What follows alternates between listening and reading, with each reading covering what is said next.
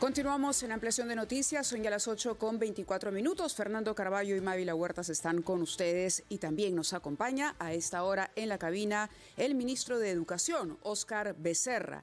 ¿Cómo afectan las protestas en nuestro país, los bloqueos en las vías al sector educación? ¿Qué va a pasar con el reinicio de las clases escolares? ¿Qué va a pasar con la distribución del material educativo? Muy buenos días y muchas gracias por acompañarnos, ministro. Buenos días, Mávila. Buenos días, Fernando. Buenos días, ministro. Muchas gracias por la invitación y quisiera empezar rindiendo un homenaje a nuestra Policía Nacional y a las Fuerzas Armadas que hacen posible que nuestro país siga siendo viable. Yendo al tema, el impacto sobre la educación es tal vez menos aparatoso, pero mucho más grave porque es profundo. El hecho de que los materiales escolares no puedan llegar a los niños es terrible. Y tenemos amenazas de incendiar los camiones que llevan los materiales. Entonces, ¿qué hemos hecho? Primero, que los camiones que ya habían salido, recordemos que hay lugares realmente remotos en el país, no están llegando porque las carreteras están interrumpidas. Y los que iban a salir ya no han salido. Y estamos contra el tiempo. La señora presidenta me decía el viernes: vamos a tener que hacer puentes aéreos. Hable con el ministro de Defensa. Ya lo hemos hecho. Vamos a hacer puentes aéreos y vamos a garantizar que lleguen los materiales a los niños. ¿Pero a qué costo? ¿Cuántas aulas no se pueden reparar? ¿Cuántas postas no se pueden construir con el dinero que ahora tenemos que gastar para que lleguen los materiales a los niños por estos desórdenes? La distribución del material ya empezó, es decir, estamos dentro del cronograma, es momento de entregarlo. Usted acaba de decir que se han recibido amenazas. ¿Quién ha amenazado y cómo ha amenazado al ministerio con la quema de ese material? Bueno, bueno fuera saber porque podríamos hacer algo. Llamamos a la policía y le decimos: tal persona nos ha amenazado. No, esto es la amenaza anónima. Y estamos viendo en redes sociales. En redes sociales, llamadas telefónicas, ¿no? No se atrevan a andar, vamos a quemar esos materiales, ¿no? Entonces, y estamos viendo que queman policías, imagínense si no van a quemar libros, ¿no? Entonces, tenemos que tomar medidas. Los camiones no pueden pasar por los bloqueos. Tenemos que hacer algo para que los útiles lleguen, y lo estamos haciendo. Es más, no solo la llegada de útiles se ha interrumpido. Hay 291.605 maestros que estaban en un proceso, 291.665 maestros, casi 300.000, algunos para ingresar a la carrera pública magisterial, otros para ascender y otros para acceder a puestos directivos. No hay forma de continuar con el proceso, porque las vías están interrumpidas, porque no tenemos cómo hacer llegar las pruebas que se les deben tomar. Hemos tenido que reprogramar. Pero eso significa que las pruebas que ya estaban listas, impresas y embaladas, dejan de servir, porque no hay dónde guardarlas. Guardarlas con seguridad cuesta una fortuna. Entonces, ¿qué vamos a hacer? Las vamos a distribuir como material de estudio. Hay que hacerlas de nuevo. Hay que volverlas a cubicar, embalar, distribuir. Son 5 o 6 meses. ¿Y no era posible hacer esos exámenes en las regiones en las que no hubiesen interrupción de carreteras? Es que es a nivel nacional, sí, y los profesores tienen que llegar y van de diferentes sitios. Sí, pero de acuerdo, desplazarse de varios lugares para dar examen. Exactamente, y no hay seguridad. En Puno o Arequipa puede ir a dar su examen en Amazonas o Tumbes. Si esa es la plaza a la que está postulando, o además, que ya nos sucedió y logramos, digamos así, capear ese temporal. En la primera prueba, ingresaron a los colegios y les quitaron las pruebas a los profesores. ¿Quién les quitó? Los manifestantes. Coincidimos en la pregunta, sí. Los manifestantes.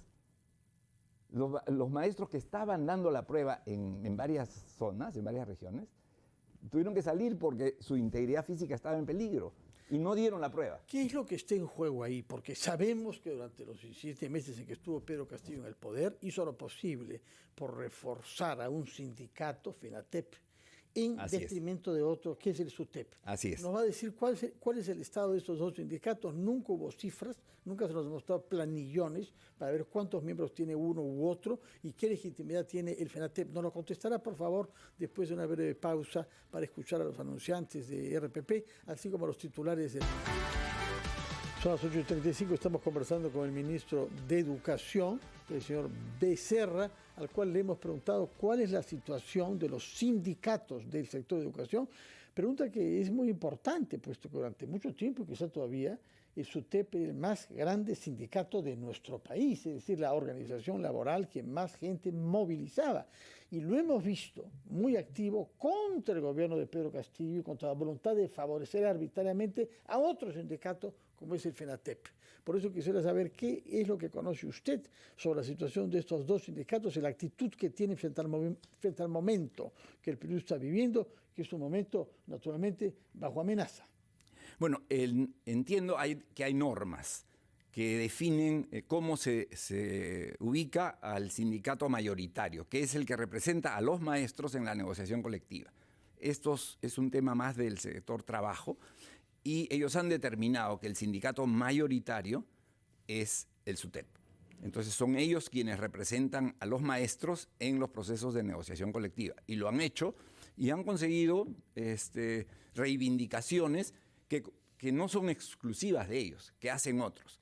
Es cierto que hubo un intento casi exitoso de la administración de Pedro Castillo por favorecer a FENATE, que entiendo es un sindicato de clara afiliación Movadef con ARE, o sea, Sendero Luminoso tratando de formalizarse, y que la intención no declarada era entregarles la derrama magisterial, que son 3.000 millones de soles de los maestros.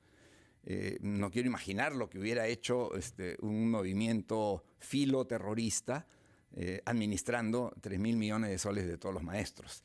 Eso se ha detenido por una medida cautelar. Está en proceso y es algo a lo que tendremos que prestarle atención cuidadosamente, porque no podemos meternos con una entidad que es privada y es de los maestros, ¿no? Esa es la situación en cuanto a los sindicatos. Ellos, entiendo, están reclamando ahora por el tema del cambio de calendario del proceso de nombramiento, el concurso de nombramientos y ascensos y acceso a cargos directivos, pero yo les diría a través de ustedes que están tocando la puerta equivocada.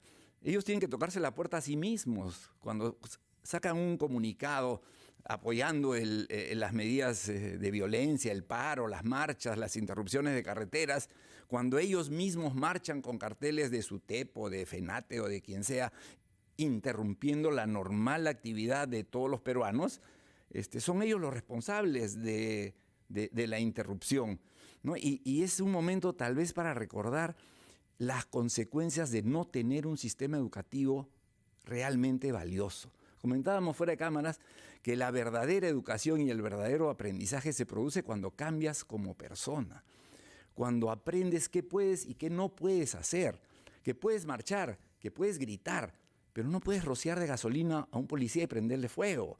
No puedes incendiar una casa, no puedes apedrear a una persona.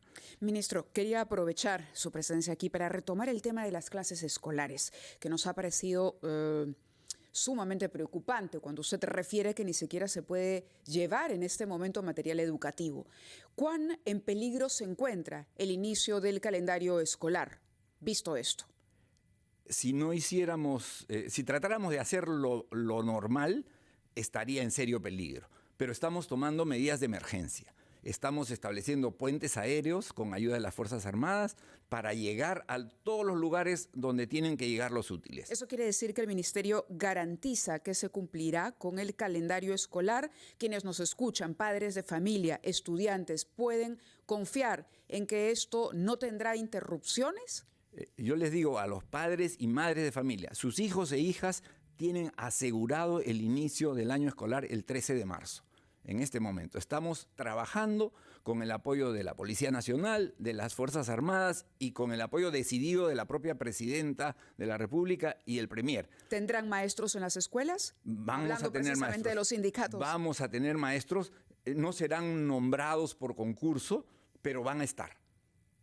El compromiso es mantener la fecha del 13 de marzo, por supuesto, con los textos escolares, con los servicios de alimentación y otros, y sobre todo con maestros. ¿Hacia eso apunta usted? Así es, así es. Muy bien. Respecto del currículum escolar, supongo que no es una prioridad ahora, hay que pasar este mal momento, me imagino que las energías están orientadas a eso, pero ha habido mucho debate, como usted sabe, y usted es una persona que ha estado en el ministerio hace ya mucho tiempo también. ¿En qué se está respecto del consenso sobre un currículum escolar adaptado a nuestra realidad y a los tiempos en que vivimos?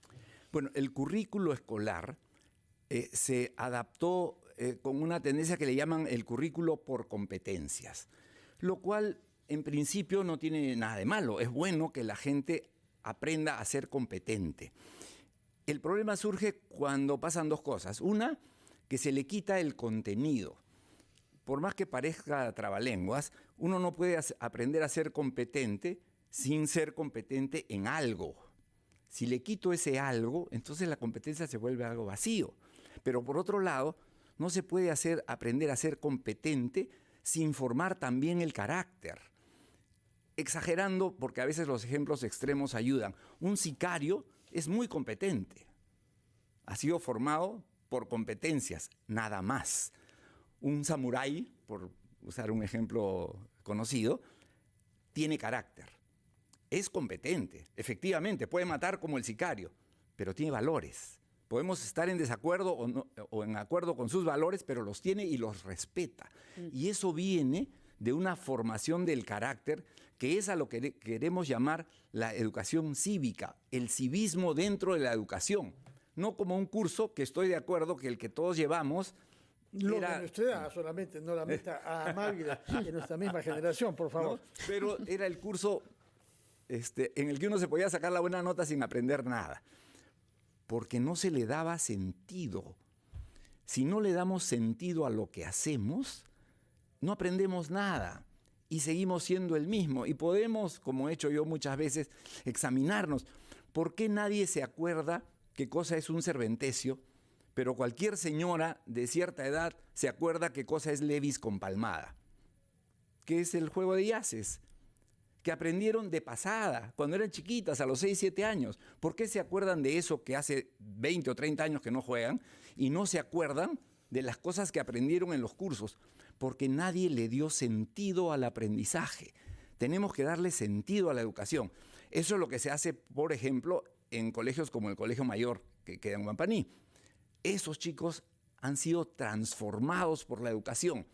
Lamentablemente, lo que pasa con nuestra educación, y no en vano es una de las peores del mundo según las evaluaciones internacionales, es que los chicos pasan por 12 años de escuela y no les pasa nada. Un chico que sale de quinto de secundaria, ¿qué es capaz de hacer?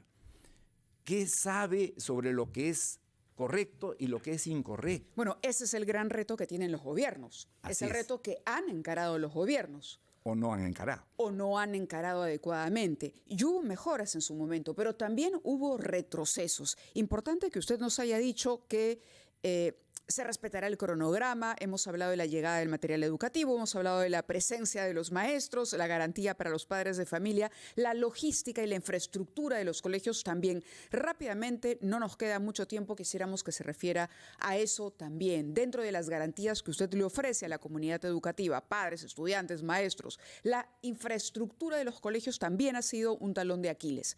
¿Está dentro del plan para este año garantizarla? Está dentro del plan y ahí tenemos que tomar algunas medidas, yo diría casi heroicas. Las he discutido con la señora presidenta y ella está de acuerdo en que no podemos llegar al 13 de marzo con colegios que se están cayendo.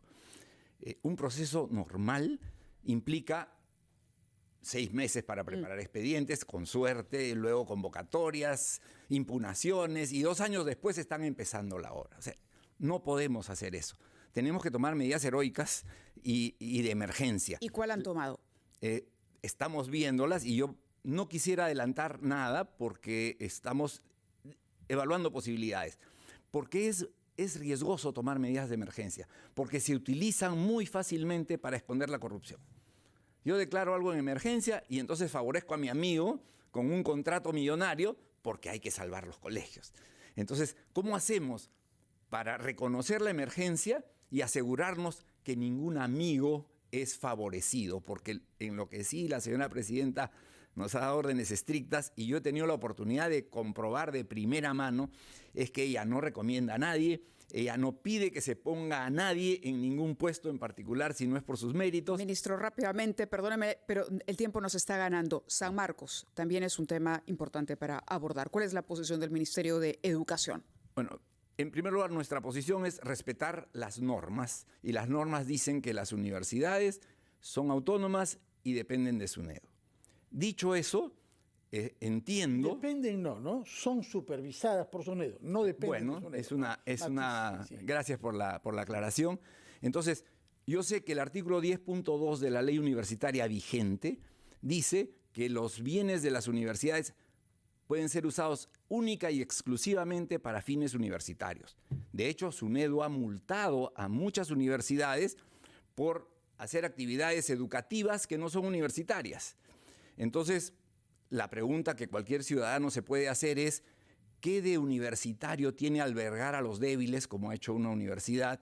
¿Y por qué no está albergando a todos los ancianos desamparados de Lima, por ejemplo? Bueno, es diferente porque el rector de la UNI, si a él se refiere usted, pensó que era un gesto que corresponde a su estatuto contribuir con la democracia y se constituyó en la única autoridad civil de nuestro país que ha dialogado con los manifestantes. Por eso digo, yo no entro. Necesario. Yo no entro en el tema. Es necesario a veces, pero dialogar siempre. Definitivamente. Y eso no se ha hecho. Definitivamente, y nosotros como gobierno, desde la presidenta hasta el último de los funcionarios, estamos buscando el diálogo. Solamente que es difícil dialogar rociado de gasolina y con alguien que tiene un fósforo en la mano. También es cierto. Usted ha mencionado el caso de San Marcos. Entiendo que la rectora pidió la intervención de la policía por un delito que me parecía flagrante. No es exacto tampoco. Y el Lo ministro que ella ha dicho es que pidió que liberen las puertas, no que entren, y menos a la residencia universitaria. Eso es lo por que eso le digo que yo prefiero... lo que ha declarado no está firmado por la rectora, ese comunicado que usted está citando.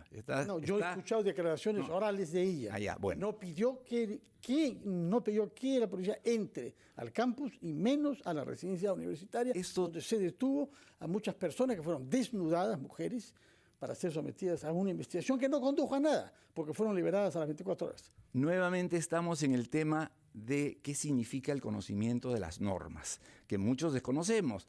Es como cuando entramos a una intervención quirúrgica y nos hacen firmar un documento, ¿no es cierto? Que es el consentimiento informado, donde dice que una vez que aceptamos el tratamiento, el doctor toma las decisiones que considera necesarias para nuestra salud. Entonces, si yo pido la intervención de la policía en una situación de flagrancia, entiendo que me someto a las normas que la policía tiene para esas circunstancias. Y lo que nos ha dicho el ministro del Interior es que la policía ha actuado de acuerdo a las normas que tiene vigentes para eso. Ministro. No puedo opinar más porque no me compete. Yo respeto la autonomía universitaria y respeto el rol que SUNEDU tiene. Le agradecemos que haya estado con nosotros. Sin duda es un tema polémico que todavía tendrá que esclarecerse. El ministro, en efecto, ha dicho una cosa. Se le pidió que nos explique por eso qué significa un estado de emergencia. Pero la rectora, como ha dicho Fernando, también ha dicho otra cosa. Entonces, seguramente iremos aclarando la historia con el transcurso de los días y con el desarrollo de las investigaciones. Muchas gracias por estar con nosotros esta mañana. Gracias a ustedes. Muchas gracias por su presencia y muy buenos días, señor ministro.